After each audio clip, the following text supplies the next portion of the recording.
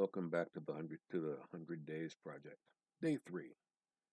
This is the continuation, but not necessarily conclusion, of Rescue Party by Arthur C. Clarke. On the world once known as Earth, the fires were dying out. There was nothing left to burn. The great forests that had swept across the planet like a tidal wave with the passing of the cities were now no more than glowing charcoal, and the smoke of their funeral pyres still stained the sky. But the last hours were still to come, for the surface rocks had not yet begun to flow. The continents were dimly visible through the haze, but their outlines meant nothing to the watchers in the approaching ship. The charts they possessed were out of date by a dozen ice ages, and more deluges than one. The S-9000 had driven past Jupiter and seen at once that no life could exist in those half-gaseous oceans of compressed hydrocarbons, now erupting furiously under the sun's abnormal heat. Mars and the outer planets they had missed, and Alvaron realized that the worlds nearer the sun than Earth, would already be melting. It was more than likely, he thought sadly, that the tragedy of this unknown race was already finished. Deep in his heart, he thought it might be better so. The ship could only have carried a few hundred survivors, and the problem of selection had been haunting his mind. Rugon, chief of communications and deputy captain, came into the control room. For the last hour, he had been striving to detect radiation from Earth, but in vain. "We're too late," he announced gloomily. "I've monitored the whole spectrum, and the ether's dead, except for our own stations and some 200-year-old programs from Clarke. Nothing in this system is radiating anymore." He moved toward the giant vision screen with a graceful flowing motion that no mere biped could ever hope to imitate. Alvaron said nothing. He'd been expecting this news. One entire wall of the control room was taken up by the screen, a great black rectangle that gave an impression of almost infinite depth. Three of Rugon's slender control tentacles, useless for heavy work, but incredibly swift at manipulation, flickered across the selector dials, and the screen lit up with 1,000 points of light. The starfield flowed swiftly past as Rugon adjusted the controls, bringing the projector to bear upon the sun itself. No man of Earth could have recognized the monstrous shape that filled the screen. The sun's light was white no longer. Great violet-blue clouds covered half of its surface, and from them long streamers of flame were erupting into space. At one point, an enormous prominence had reared itself up out of the photosphere, far out even into the flickering veils of the corona. It was as though a tree of fire had taken root in the surface of the sun's tree that stood 500,000 miles high, and whose branches were rivers of flame, sweeping through space at hundreds of miles a second. "I suppose," said Rugon presently, "that you are quite satisfied about the astronomer's calculations?" "After all—" "Oh, we're perfectly safe," said Alvaron confidently. "I've spoken to Clarke Observatory, and they have been making some additional checks through our own instruments. That certainty of an hour, that uncertainty of an hour includes a private safety margin, which they won't tell me in case I might feel tempted to stay any longer." He glanced at the instrument board. "The pilot should have brought us to the atmosphere now. Switch the screen back to the planet, please. Ah, there they go." There was a sudden tremor underfoot, and a raucous clanging of alarms, instantly stilled. Across the vision screen, two slim projectiles dived toward the looming mass of Earth. For a few miles they traveled together, then they separated, one vanishing abruptly as it entered the shadow of the planet. Slowly, the huge mothership, with its 1,000 times greater mass, descended after them into the raging storms that already were tearing down the deserted cities of man. It was night in the hemisphere over which Orestron drove his tiny command.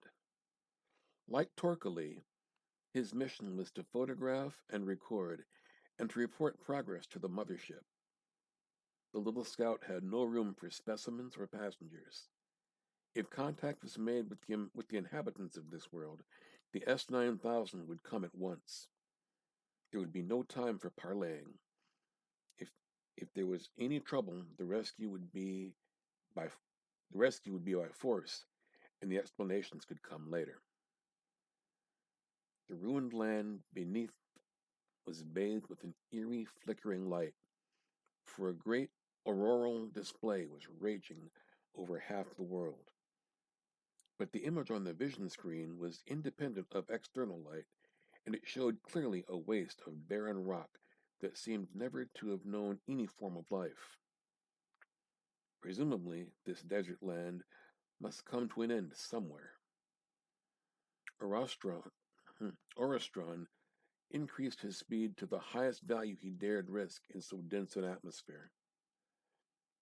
The machine fled on through the storm, and presently the desert of rock began to climb toward the sky.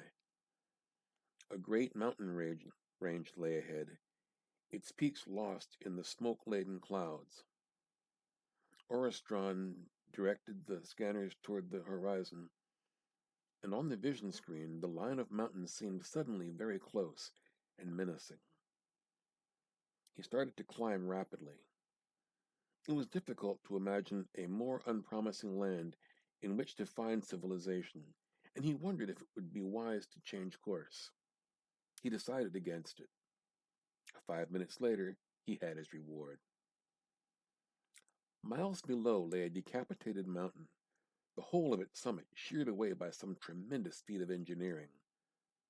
Rising out of the rock and straddling the artificial plateau was an intricate structure of metal girders supporting masses of machinery.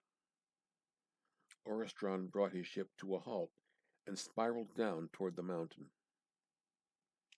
The slight Doppler blur had now vanished, and the picture on the screen was clear-cut. The latticework was supporting some scores of great metal mirrors, pointed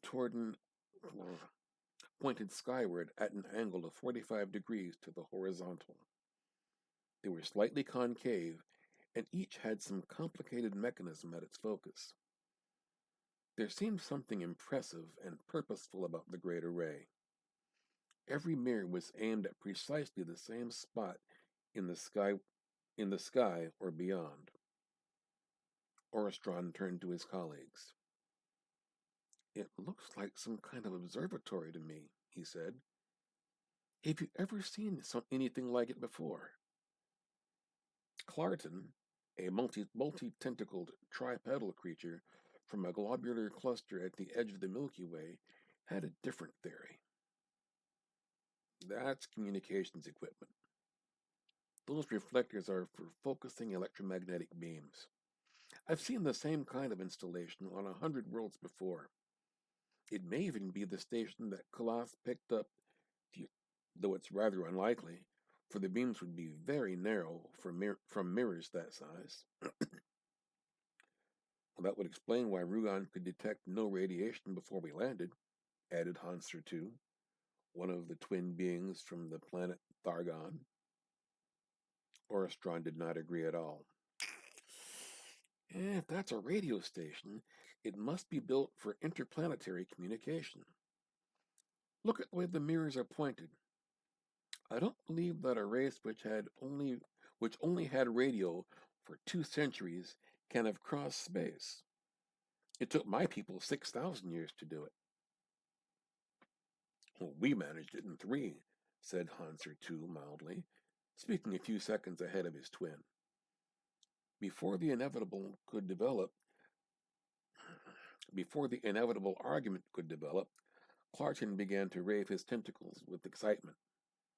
While the others had been talking, he had started the automatic monitor. "Here it is. Listen." He threw a switch, and the little room was filled with a raucous whining sound, continually changing in pitch, but nevertheless retaining certain characteristics that were difficult to define. The four explorers listened intently For a minute, then Oristron said, "Surely that can't be any form of speech. No creature could produce sounds as quickly as that." Hansel 1 came to the same conclusion. "That's a television program." "Don't you think so, Clarkson?" The other agreed. "Yes, and each of those mirrors seems to be radiating a different program. I wonder where they're going." "If I'm correct, one of the other planets in the system must lie along those beams. We can soon check that out." Oristron called the S-9000 and reported the discovery. Both Rugon and Alvaron were greatly excited and made a quick check of the astronomical records. The result was surprising and disappointing. None of the other 9 planets lay anywhere on the line of transmission. The great mirrors appeared to be pointing blindly into space. There seemed only one conclusion to be drawn, and Clarkson was the first to voice it. "They had interplanetary communication," he said, "but the station must be deserted now, and the transmitters no longer controlled. They haven't been switched off, and are just pointing where they were left." "Well, we'll soon find out," said Oristron. "I'm going to land." He brought the machine down to the level of the great metal mirrors and passed them until it came to rest on the mountain rock. 100 yards away, a white stone building crouched beneath the maze of steel girders. It was windowless, but there were several doors in the wall facing them. Oristron watched his companions climb into their protective suits and wished he could follow. But someone had to stay in the machine to keep in touch with the mothership. Those were Alvaron's instructions, and they were very wise. One never knew what would happen on a world that was being explored for the first time, especially under conditions such as these. Very cautiously, the 3 explorers stepped out of the airlock and adjusted the anti-gravity field of their suits. Then, each with the mode of locomotion peculiar to his race, the little party went toward the building, the Hanser twins leading and Clarkson following close behind. His gravity control was apparently giving trouble, for he suddenly fell to the ground, rather to the amusement of his colleagues. Oristron saw them pause for a moment at the nearest door, and then it opened slowly, and they disappeared from sight. So, Oristron waited, with what patience he could, while the storm rose around him and the light of the aurora grew even brighter in the sky. At the agreed times, he called the mothership and received brief acknowledgments from Rugon. He wondered how Torquely was faring, halfway around the planet, but he could not contact him through the crash and thunder of solar interference. It did not take Clarkson and the Hansers long to discover that their theories were largely correct. The building was a radio station, and it was utterly deserted. It consisted of one tremendous room with a few small offices leading from it. In the main chamber, row after row of electrical equipment stretched into the distance. Lights flickered and winked on hundreds of control panels, and a dull glow came from the elements in a great avenue of vacuum tubes. But Clarkson was not impressed. The first radio sets his race had built were now fossilized in strata 1,000 million years old. Man, who had possessed electrical machines for only a few centuries, could not compete with those who had known them for half the lifetime of the Earth. Nevertheless, the party kept their recorders running as they explored the building.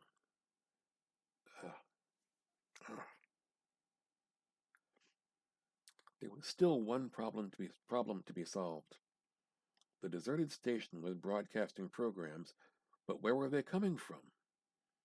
The central switchboard had been quickly located. It was designed to handle scores of programs simultaneously, but the source of those programs was lost in a maze of cables that vanished underground. Back in the S9000, Rugon was struggling to analyze the broadcast, and perhaps his researches would reveal their origin. It was impossible to trace cables that might lead across continents. The party wasted little time at the deserted station. There was nothing they could learn from it, and they were seeking life rather than scientific information. A few minutes later, the little ship rose swiftly from the plateau and headed toward the plains that must lie beyond the mountains. Less than 3 hours were left to them. As the array of enigmatic mirrors dropped out of sight, Oristron was struck by a sudden thought. Was it imagination, or had they all moved through a small angle while he had been waiting, as if they were still compensating for the rotation of the earth? He could not be sure, and he dismissed the matter as unimportant. It would only mean that the directing mechanism was still working after a fashion. They discovered the city 15 minutes later. It was a great, sprawling metropolis, built around a river that had disappeared, leaving an ugly scar winding its way around among the great buildings and beneath bridges that looked incongruous now. Even from the air, the city looked deserted. But only 2.5 hours were left, and there was no time for further exploration. Oristron made his decision and landed near the largest structure he could see. It seemed reasonable to suppose that some creatures would have sought shelter in the strongest buildings, where they would be safe until the very end. The deepest caves in the heart of the planet itself would give no protection when the final cataclysm came. Even if this race had reached the outer planets, its doom would only be delayed by the few hours it would take for the ravening wave fronts to cross the solar system. Oristron could not know that the city had been deserted not for a few days or weeks, but for over a century. For the culture of cities, which had outlasted so many civilizations, had been doomed at last when the helicopter brought universal transportation. Within a few generations, the great masses of mankind, knowing that they could reach any part of the globe in a matter of hours, had gone back to the fields and forests for which they had always longed. The new civilization had machines and resources of which earlier ages had never dreamed, but it was essentially rural and no longer bound to the steel and concrete warrens that had dominated the centuries before. Such cities still remained, were specialized centers of research, administration, or entertainment. The others had been allowed to decay, where it was too much trouble to destroy them, had been allowed to decay, where it was too much trouble to destroy them. The dozen or so greatest of all cities, in the ancient university towns, had scarcely changed and would have lasted for many generations to come. But the cities that had been founded on steam and iron and surface transportation had passed with the industries that had nourished them. And so, while Oristron waited in the tender, his colleagues raced through endless empty corridors and deserted halls, taking innumerable photographs, but learning nothing of the creatures who had used these buildings. There were libraries, meeting places, council rooms, thousands of offices. All were empty and deep with dust. If they had not seen the radio station on its mountain eyrie, the explorers could well have believed that this world had known no life for centuries. Through the long minutes of waiting, Oristron tried to imagine where this race could have vanished. Perhaps they had killed themselves, knowing that escape was impossible. Perhaps they had built great shelters in the bowels of the planet, and even now were cowering in their millions beneath his feet, waiting for the end. he began to fear that he would never know. It was almost a relief when it was almost a relief when at last he had to give the order for the return. Soon he would know if Torquele's party had been more fortunate, and he was anxious to get back to the mothership, for as the minutes passed, the suspense had become more and more acute.